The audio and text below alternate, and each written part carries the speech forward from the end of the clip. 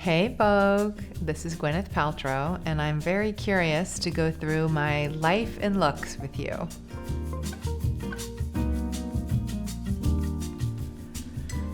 Aha!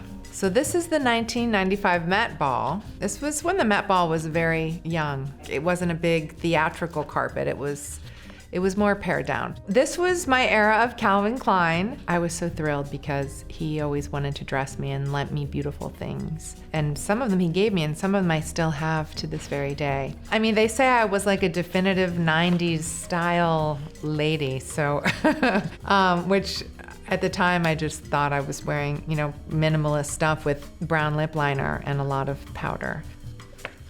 Okay. This, I believe I was on set with Brad Pitt. He was making a movie called, I don't remember. He was making a movie, and I'm sure it was great. He was so nice, and we were a very 90s couple. I know that Calvin Klein leather jacket was one of my favorite pieces. I've always been a very intuitive dresser. I've always, dressed like this with jeans and a white t-shirt basically. And so obviously the shapes of those jeans and t-shirts have changed over time, but I never gave a lot of thought to my outfits.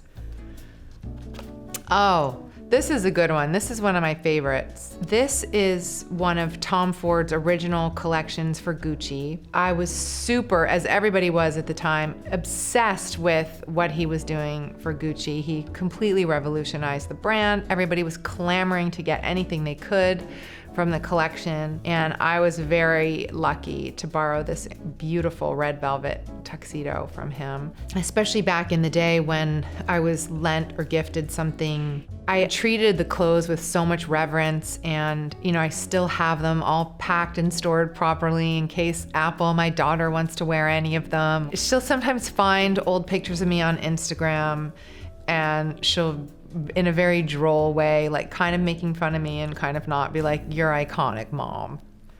Oh, this is my first ever Vogue cover. It was very thrilling to be on it. Steven Meisel came down. Brad Pitt was visiting me that day, so I think he's in one of those photos, if I'm correct. I'm not surprised that this outfit ended up as my first cover, only because it's very me. Like I always say, I'm kind of preppy with a twist. And so I've always loved, great tailoring and things that Angelica Houston would have worn, or Diane Keaton, great blazers and that kind of a thing. So I look at this and I see such a young girl, and I kind of want to go whisper some advice in her ear and give her a hug. Do you know how many times you've been on the cover of Vogue? Mm-mm. Would you want to take a guess?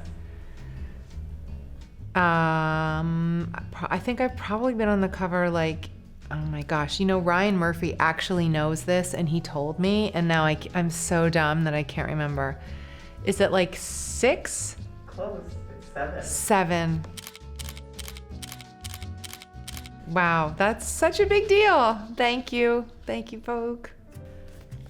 So this is Great Expectations. This was a Donna Karan outfit. All of my clothes in that movie were Donna Karan pretty much. And when I went to my first costume meeting, the costume designer informed me that everything in the movie was green. Every set, every fabric, every costume, and I thought she was kidding. And I had remembered that Donna had done a very green collection, and it just so happened that it was all kind of perfect and perfectly 90s and elegant and perfect for this character. It's so funny that this look got so much and continues to get so much traction. I think partially because this scene in the film was really sexy, where Ethan and I sort of make out with a water fountain. That was a career highlight, by the way. Okay. Oh my gosh. This is the premiere of Shakespeare in Love, and I'm wearing a see-through Armani dress. I guess this was the beginning of my see-through looks, which, they've reared their ugly head once in a while throughout my sartorial history. Do you remember a particular reaction to this dress? Of kerfuffle over the sheer? There probably was, but there was no internet at this point, so I don't know. I would have had to buy the New York Post and read criticism of myself. So no, I would not have done that at the time. Okay. Do we think this is the most famous dress? We do. So this is the Ralph Lauren bubblegum pink taffeta ball gown that I wore when I was nominated for an Oscar in 1999. Did you know that this dress has its own dedicated Wikipedia page? No, it does not. Yeah, it does. Come on! It's a funny story because it was in the days before stylists, and I had been looking through the Ralph Lauren lookbook, and in the show they had this pink bubblegum taffeta skirt, and I was like, oh, that's very me. So I called and I said, could I borrow this for the Oscars? And they said, well, we'd like to make you something, which was thrilling. And so they made me this beautiful dress, and I love it, and I kept it and I have it. And I had borrowed this Harry Winston earrings and necklace for the Oscars, and then after I won, my dad, as a present, surprised me with them. Now I'm gonna cry. So that was very sweet. And I wore the earrings and necklace when I got married to Brad in homage to my dad and as a way of keeping him there with us. You guys made me cry, you dicks. I hate crying in public. So this is good old Margot Tannenbaum with her fur coat and a cigarette. This is a really good look, right? I mean, she's just a real original. Many a Halloween costume has been inspired by this look. It was one of the most wonderful things about working with Wes Anderson was the specificity and how he knew, even in our first meeting, he said, oh, I know exactly how I want you to look, and your hair and the color of your hair and Izod shirt dress. I was like, wow, this is weird. Like, what?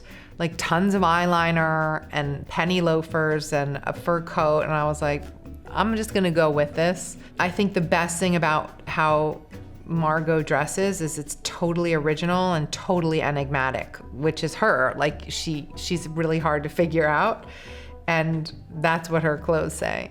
This is Alexander McQueen at the Oscars in 2000 and something. Everybody really hated this, by the way, but I think it's kind of dope. Like, I'm into it. I had like a weird hangover about it for a while because people were really critical. I think at the time it was too goth. I think people thought it was too hard. So I think it sort of shocked people, but I like it. Oh, LA premiere of Country Strong. So this is a Pucci dress, and it was very sexy. It had a whole sort of open slit down the back that curved around the body, and then it had this latticey string on it. And I was wearing the highest heels of all time. I remember these heels and just suffering. I could barely stand in them. They were so, look at me, I'm teetering forward. This I don't think I would wear again. Right now, anyway. I think my kids would be so embarrassed if I left with like my ass hanging out of something, so I don't think they would let me wear this. I mean, I don't even know if I could wear underwear in this, so it was probably pretty risky. What if I had my pants? This is, of course, Tom Ford. This was really a spectacular moment, I think, because it was so unusual and there were no capes anywhere before this. Elizabeth Saltzman in classic form. I remember all of a sudden it occurred to me, I was like, Elizabeth, the Oscars are like in 3 days. Like, are we gonna do a fitting? What's happening? She's like, I have it, don't worry about it. And I'd be like, I think we need to do a fitting. She's like, it's fine, I have it. And I was like, okay. So anyway, I put on this dress. She burst into tears and she just said, that's it. And so I tried one dress on and that was the dress. Oh my Lord. So this is at the Met Ball. I went with Prada. I mean, this is so great. I guess I should mention that this was the shirt and there was a big skirt that came with it. But I was like, no. And Elizabeth was like, this is not, there's a skirt that goes with this. And I was like, no, this is great. I love this. You know, you gotta get the weapons out. So I decided to go with just the shirt. And I don't regret the decision. If I've learned one thing, it's how to not show your vagina on a red carpet. This is all gonna be unusable. Oh, this is a vintage Valentino that I wore to the Emmys. I had to go to the Emmys because my husband was nominated, so they said, well, would you like to present because you're coming? And I said, sure. This dress, there's no slit up the back, so I had to take very small steps, and then everybody really had to talk about it on the internet for a long time. I was like, this is taking a really long time, ha ha ha ha, like I cannot walk, but what are you gonna do? Oh, this is me in custom G-Label pants and I don't know what you call it.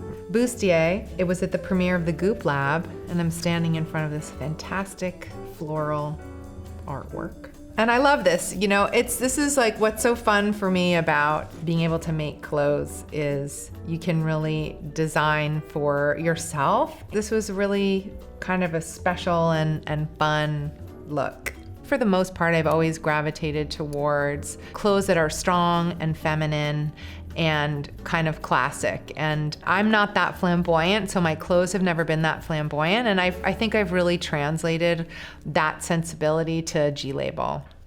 Vogue, thank you so much. I hope you enjoyed my looks. I certainly enjoyed going down memory lane. So I'll see you next time.